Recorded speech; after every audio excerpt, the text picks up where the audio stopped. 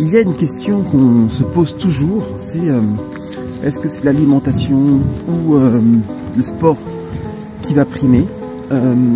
Et à chaque fois en fait cette question revient. Il y en a qui disent ouais, le sport c'est 80%, non, l'alimentation c'est 80%, le sport c'est 20%, d'accord? Mais maintenant en fait il faut comprendre que ce soit l'alimentation ou que ce soit le sport, c'est la psychologie qui prime en fait, d'accord? Parce que ton alimentation, même si on te donne tous les paramètres, si tu n'as pas la psychologie pour pouvoir la suivre, tu vas pas la suivre, d'accord?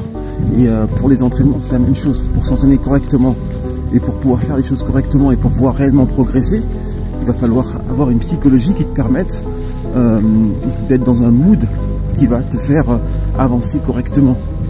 Donc à la question, effectivement, l'alimentation c'est super important. En gros, il faut comprendre que si l'alimentation n'est pas là, même avec tout le meilleur sport que tu veux, tu auras du mal en fait, parce que ça va encrasser le système. Si ça encrasse le système, ça veut dire que tu fonctionnes moins bien. Si tu fonctionnes moins bien, ça veut dire que tu as un moindre rendement et ça veut dire que tu as de moindres résultats. Donc au final, l'alimentation effectivement est plus importante que tout le reste, d'accord, pour pas polluer.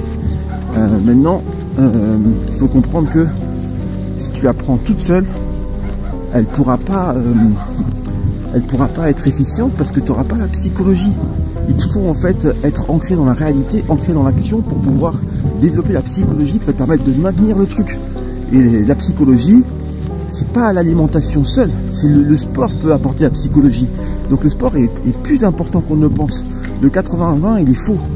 Parce que le sport apporte, en tout cas moi, dans mon travail, je me sers du sport pour apporter la psychologie qui va servir à soutenir l'alimentation. L'alimentation est indispensable, mais la psychologie apportée par le sport est aussi très importante pour pouvoir fermer le cercle. Donc on n'est pas à 80-20. Moi je serais à presque 60-40. D'accord, 40% pour l'activité physique qui apporte la psychologie, pas n'importe quelle activité physique. Parce que les gens, quand ils font l'activité physique, ils pensent que oui, juste je vais courir, je vais à la salle, c'est bon et tout, j'ai quelques trucs. Ils font du faux sport et ils pensent faire du vrai sport. Le vrai sport et le faux sport, c'est deux choses totalement différentes. Moi, quand j'entraîne les gens, j'ai même des gens qui sont aguerris. Quand je les entraîne, ils sentent une différence. Tu vois, ils me disent avec toi, c'est pas pareil. Bah oui, effectivement, parce que moi, j'ai le compas dans l'œil et moi, je te fais travailler par rapport à toi-même.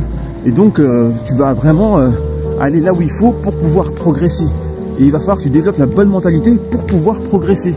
Et cette mentalité et cette psychologie qui va en découler te permettront de maintenir ton alimentation. Tu vois? Donc moi je suis à 60-40.